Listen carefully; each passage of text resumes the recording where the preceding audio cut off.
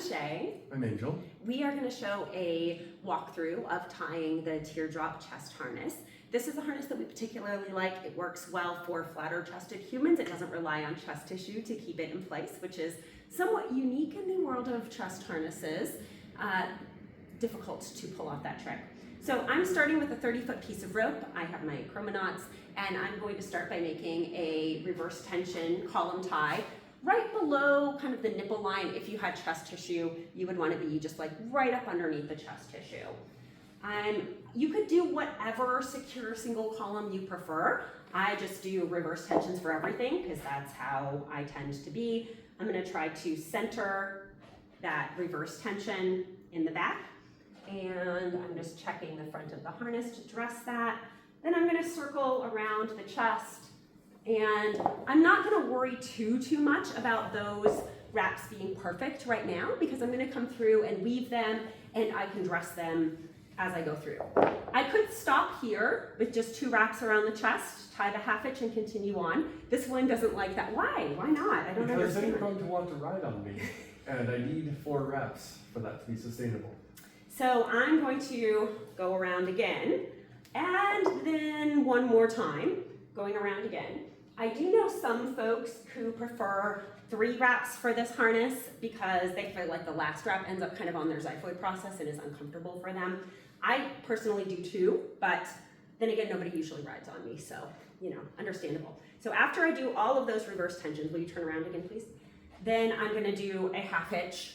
There's nothing magical. We're doing a column tie.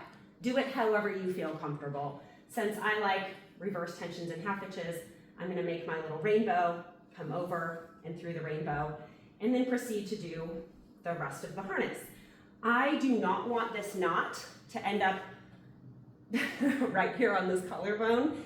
It's not gonna look cute either. Hurt like hell. It's gonna hurt like hell. So we are gonna actually combine rope here in the back because the back of harnesses is where we hide all of our sins, and this harness is no different. I'm using 2 different colors of rope, which I think does look cute with this harness. Also, it's a choice so that you can hopefully better see what I'm doing. I'm going to try to have this combining knot end up, yeah, right about there is probably good. I don't want it to be on the shoulder, but I want it to be above. Normally, if I was just tying this for play, I would actually put this combining knot all the way down here if I knew I had enough length to finish the harness, because then I can hide it. This isn't going to be hidden, but I think it's going to be less clear than if it was down here. Then it's going to be in the way of the steps I show next. So now I'm circling around to the front. When I get to the front, this is when I can kind of redress these if I needed to, and I'm going to start weaving in the front. So I'm going to come, I'm kind of finding 2 strands at a time. Could you do 1 strand at a time? You could, sure. I don't have that kind of patience, I guess. So my rope is going to follow a path from the tip of my finger to the base of my finger. I'm coming over 2, under 2, over 2, under 2, and coming all the way through. Will you talk about what you're doing? In a moment. Making space for the rope to move by exhaling and arching forward so that there's as much space as possible when Shay pulls rope. And I want to be careful, especially with nylon, not to be pulling too fast. Nylon versus skin, you can make rope burns. Pain you cause should be intentional. If you keep hurting someone not on purpose, you should probably put some purpose in. So I don't want to make a scene out of it. I don't want to rope burn my partner. That usually isn't a kind of sensation that we're going for. Conversely, ratting play. Just keep your chest inflated and see if your rigger can actually weave through that. This is very bad advice. Do not do this. Okay, so next, if I wanted to make a U shape, I would weave my way back up this direction. That would not, however, create that cute teardrop, which is what the harness is named after. So instead, I'm going to cross kind of as though I was going to come back over this shoulder. So I'm going to turn back on itself, and then I want to alternate again. So I'm going to come, hey, stop it. How dare you? I'm going to come, again, following a path. Will you turn to the front just a little bit more? From the tip of my finger to the base of my finger. Basically, if I went over it the first time, I'm going to come under it this time. If I went under it the first time, I'm going to come over it this time. Weaving is just alternating like that. It is kind of ratting because it sort of, to me, seems like you're taking the rope where it doesn't want to go. You're making it do kind of the opposite of what it's inclined to do. So, okay, I'm coming all the way through. And I want to, that got a little twisted, so I'm just going to straighten it out. And I want to have decent tension at this point. How does that feel? Good. Okay, great. I'm gonna make sure that that's centered and that all of my rope is nice and flat, and then come around to the And these back. strands start fairly close to the neck because they will be pulled out away from the neck in a subsequent step. Yes, but there's no point doing it right now because they will tend to drift back. So when I come over the shoulder, I'm gonna come crossing. So I've come and crossed over this shoulder wrap. Then my rope is gonna go from the tip of my finger to the base of my finger. I'm going over and then under that column tie that was around the chest, right there. That should anchor up against it. Then I'm gonna start over and I'm going to start building up a stem. So I'm gonna be looping this column. So my rope is gonna again go from the tip of my finger to the base of my finger. I'm coming around right there. Depending on torso length, one might be enough. I tend to do two. So I'm once again gonna come tip of my finger to the base of my finger and coming around. I want to come out and continue across so that this rope is closest to the body, not when it's over the top. And the reason for this is that, first off, it's going to make my final friction a little bit neater. Second off, it kind of forces the spine of this tie and the knots away from the body, which I think makes it a little bit more sustainable than if I'm going over the top and pressing them into the body. So I'm then gonna cross under the arm, try to get rid of my rope tail so things are visible, and I'm gonna come to this shoulder strand, and my rope is gonna go tip of my finger to the base of my finger. Again, being careful not to rope burn my partner. At this stage is where I'm going to dress out that shoulder wrap. So I'm just kind of sticking a finger underneath to dress it out away from the neck, which for a lot of people is a lot more sustainable than rope right up against the neck. So I'm making a U-turn and I'm gonna come above the previous wrap. So I wanna make sure I have space and I'm not up in the armpit. This is well below that armpit, and circle back around to the back. In the back, I'm gonna again start out going under the column. So my rope is gonna go tip of my finger to the base of my finger. I'm gonna come under everything and continue building out that stem.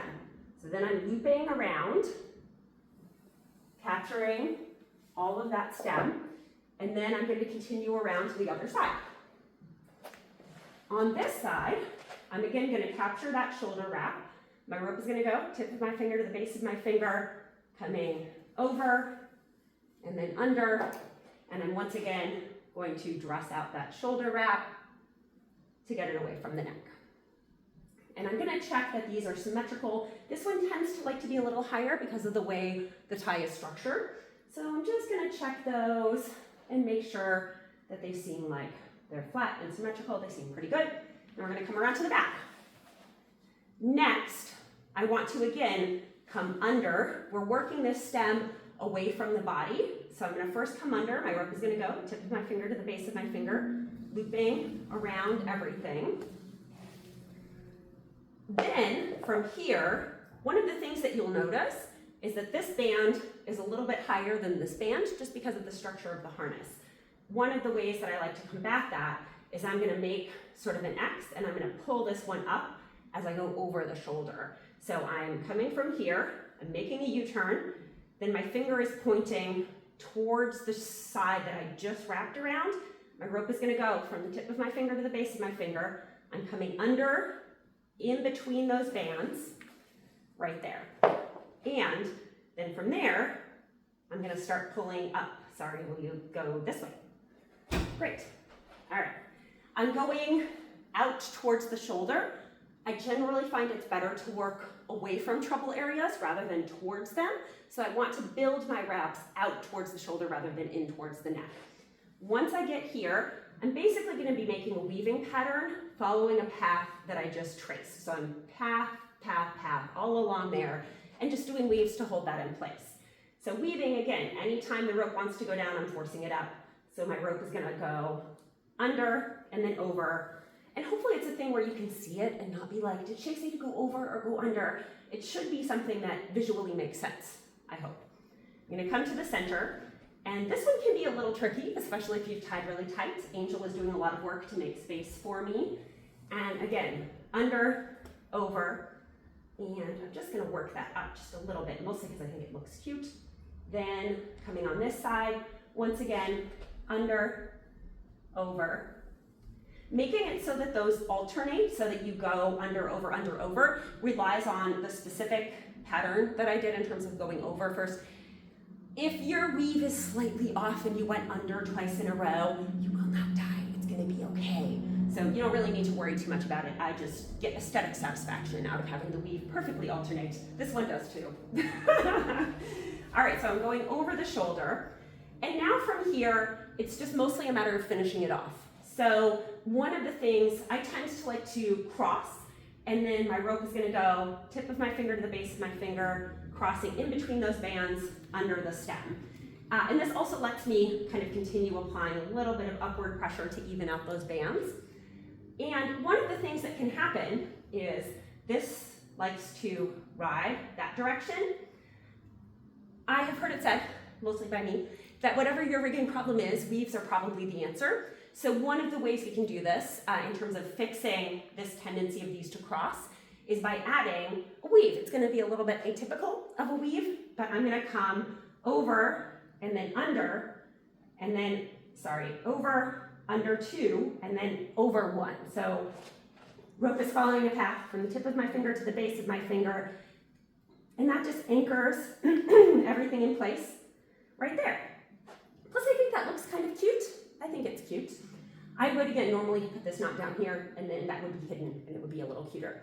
So that's the finished tie. From there, normally I would loop around a little bit. If I had rope to kill, I can do that in whatever way that I see fit, and I would do something to wrap these ends around as well. We would turn around to the front. But that is the basic teardrop harness. Do you have any other thoughts? So it does a really good job of avoiding squishing down and going to a single wrap under my armpits, in part because of the spine of wraps here that force there to be space on these side wraps. Yeah, so that is the teardrop harness, and I hope that you enjoy it.